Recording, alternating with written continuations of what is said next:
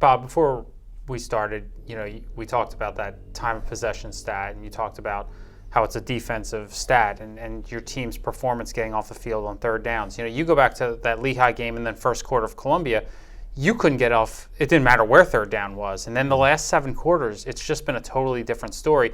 How much of that is a first down and second down stat, and how much of it really is just execution on third? Yeah, it's a combination. Some of those third downs were 3rd and 15s. So it's a little bit of a combination, but the big part is being exact in our coverages. And, I was saying it to Jay Greenberg yesterday. Wow, it's great. You guys are only giving up 2.6 yards a rush and whatever it is, 80 yards. And I said, there's got to be balance. Like 2.6 yards a rush is great if our linebackers are getting depth on their drops on play action passes and making their reads and our safeties have their eyes right.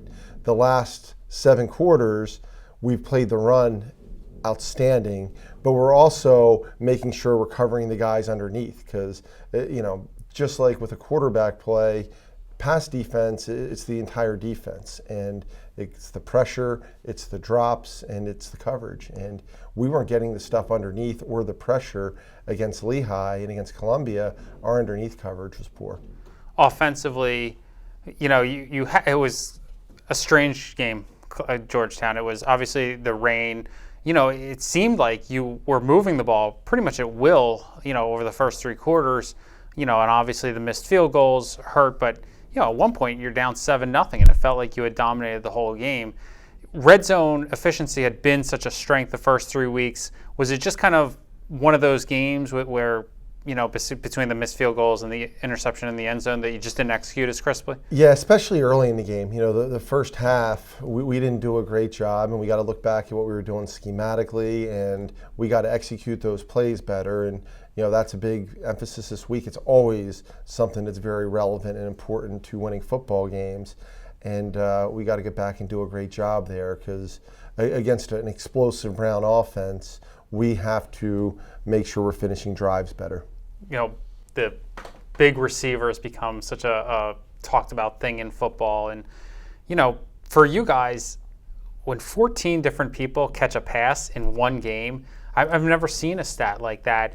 Is this what you saw from this offense? I mean, I'm sure everyone would love to have a 200-yard-a-game guy, but are you comfortable with this kind of offense moving forward? Yeah, there's some guys that are going to be in there more than others. And it's very important, but we've tried hard to recruit and build depth. And there's guys that are playing in our JV games and dominating that aren't quite, in our opinion, as ahead of the guys that are playing.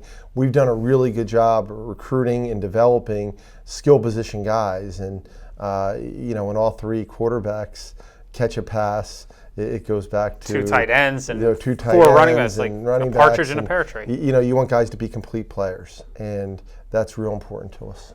None of this happens if you can't block up front. And, in the preseason, we look at all the seniors you had last year. They're all gone. You're going to move a couple of guys around, Mason to center. And so far, I mean, obviously you want to keep getting better, but I think they've held up pretty well. Yeah, the communication's been terrific. We've seen a different scheme defensively every week. Our togetherness, our fits have been good, at times better than others. And we're doing a good job in our pass sets, things that we're going to continue to work on. And I say it like the work we get in spring and during training camp against a high-quality defensive front really helps us. The work, our scout team D-line is maybe one of the best units we have, and they work our offensive line every day and help us get prepared.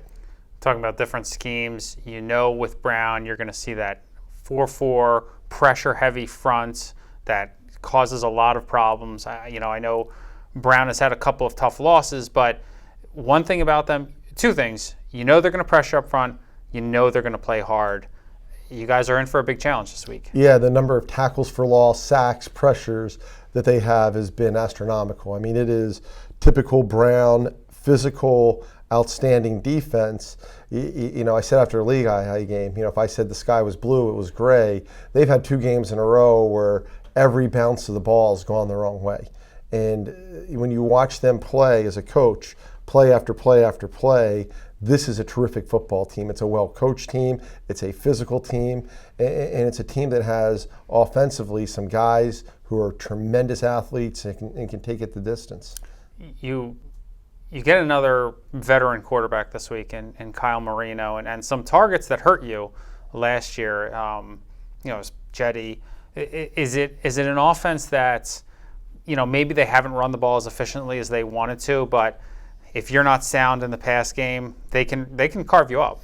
Yeah, and the weather has not been ideal for anybody offensively the past couple weeks, and most of their games are on grass, so that affects it a lot more than turf. But when you watch the speed of the receivers, when you see, they got 2 all-conference tackles returning, how their offensive line plays, their quarterback is a dual threat, athletic, he's a very good passer as well. The running backs killed us last year at different times, and we did not do a good job tackling them, but it was credit them how hard they run, and that's what you see from Brown. You see it year in, year out, that's a style of play. They've been very, very successful, and really a team we've looked up to since we came here 6-7 years ago.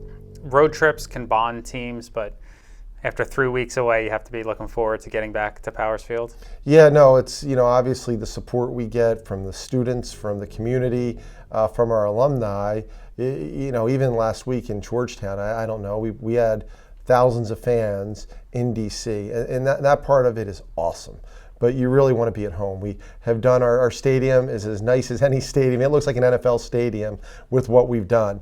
Our locker room and being able to actually have a seat and not be on a floor or on a hallway like some of these teams where they put us. It's really those comforts help you get prepared better than having 50 guys in a room that's about the size of this right here, and they can't even breathe.